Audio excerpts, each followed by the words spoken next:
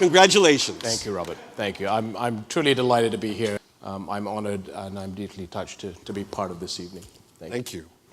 So, Your Majesty, we met in Amman 20 years ago, just after you ascended the throne. What lessons about leadership, about government, do you think you've acquired through on-the-job training?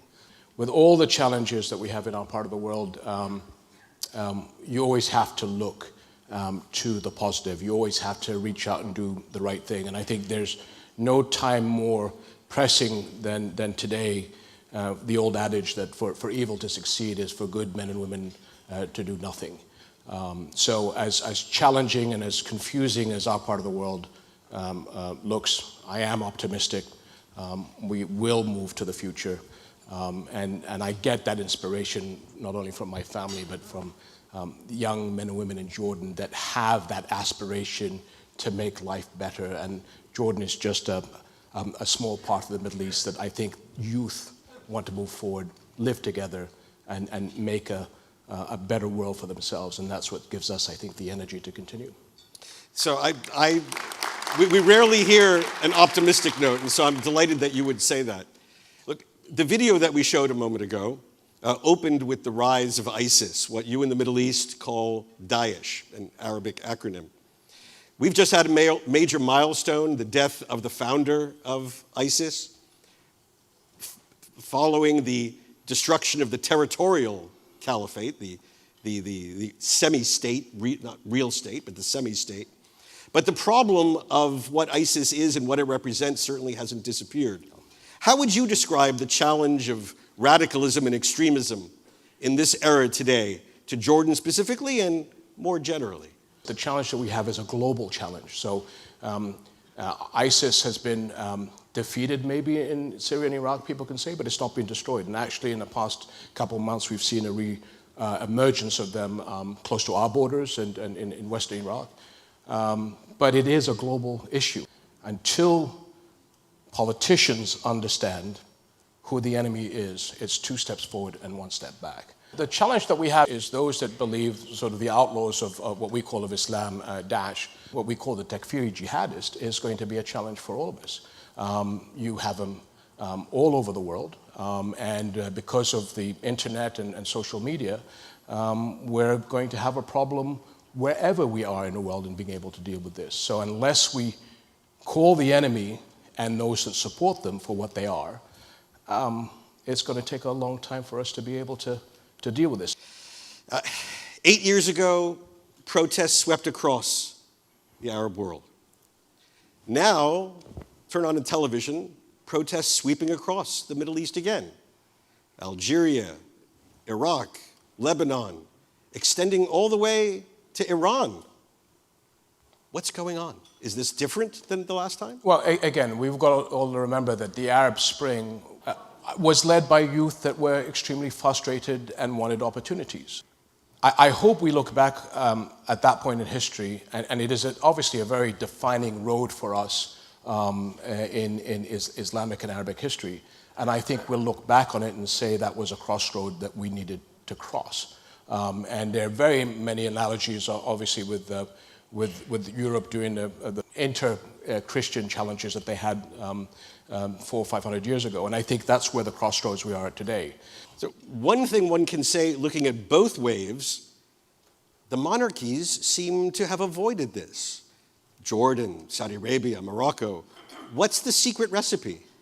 Monarchies, in the way I was brought up by His late Majesty, and he was brought up by his father and his father, is we're there for all of society. We are, in many parts, tribally based. When you have a monarchy like we have in Jordan and like you have in Morocco, we're the balancer for everybody in society, whether you're tribal or you're a farmer. We are the ones that make sure that everybody is protected and everybody's supported. And I think that's what's helped the monarchies be stable during a very difficult time for our region. The theme of your book, Our Last Best Chance, A Story of War and Peace, the major focus is on the Arab-Israeli peace process, which is regrettably dormant at the moment. So I want to ask you first about the peace process, and then in a moment about your own peace with Israel. What is the formula for raising the peace process out of its dormancy? What role would you hope the United States would play toward that effort? Well, anybody who's in the international community says that we can have peace between Israelis and Palestinians without the support of America doesn't know our region and the role that America plays. We all need America to bring both sides together. I think there's quite a few of us in this room that believe that the only way to move forward is a two-state solution, because the alternative is worse for all of us.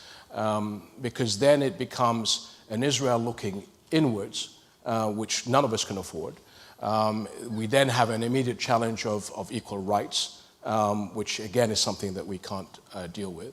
Unfortunately, we're in pause mode. As you well know, that Israelis have gone through a series of elections. We may be seeing another 3 months of elections. So as a result, we're all in pause mode. And we haven't been able to get people back around the table talking to each other. The Jordanian-Israeli relationship is at an all-time low. Part of it is because of Israeli domestic issues. We are hoping that Israel will decide its future, whether it's in the next several weeks or in the next 3 months. And then it is very important for all of us, and I'm saying our friends here in the United States, to refocus our energies on bringing all of us back to the table and looking at the glass half full. And are you hopeful that that the two-state solution, as you just described it, is not dead? That's a very, very important question. Have we gone beyond the point of no return? What is the alternative? And I think that good men and women can bring the momentum back in the right direction. When I say in the book, the last best chance is because every time we lose a year, it's going to be much more complicated and much more difficult for the Palestinian Israelis to go forward together. And Israel's future is being part of the Middle East. The problem with that is that's never going to happen 100% unless we solve the Palestinian problem. So there's a lot of people in our part of the world that could say behind closed doors, do whatever you want. But in reality, it is a sensitive or it's an emotional issue that unless we can solve the Israeli-Palestinian issue, we'll never have the full integration that all of us deserve in our part of the world. Your country's own peace with Israel. You said it's at an all-time low. Now, clearly from the implication of your remarks is that resuscitating the broader peace process would have a major impact on this. Is it the only factor? The problems that we've had with Israel is bilateral.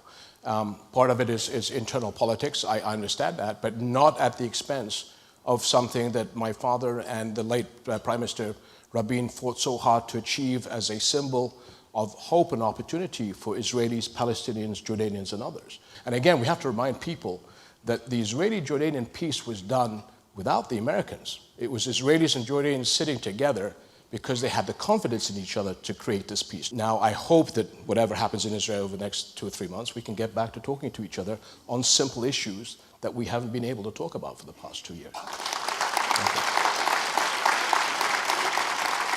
Let me ask one sort of American-oriented question. It's not about this or that candidate. It's really about all of them. There is a confluence on both right and left calling on America to come home from the Middle East. We've seen this among many Democratic candidates. It was the language of our past Democratic president, and it's the language of our incumbent Republican president. So this isn't a partisan comment. What do you hear when you hear American leaders say, I want to get out of the Middle East? What message is that sending, and what message do you want to send back to Americans who say that? So from an American perspective, or a British perspective, or a French perspective, or a German perspective, or other troops that are NATO-based and have been in our part of the world, absolutely justified to say that. Your young men and women have been in harm's way for many, many years. Many families have suffered the ultimate sacrifice. And so I am absolutely sympathetic with the desire for people to bring their troops back.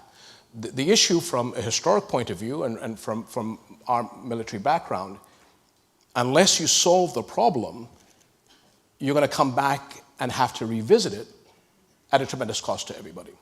And so, again, the United States is in a unique position of being the most powerful, capable country in the world, and with that comes a moral responsibility to help stabilize the world.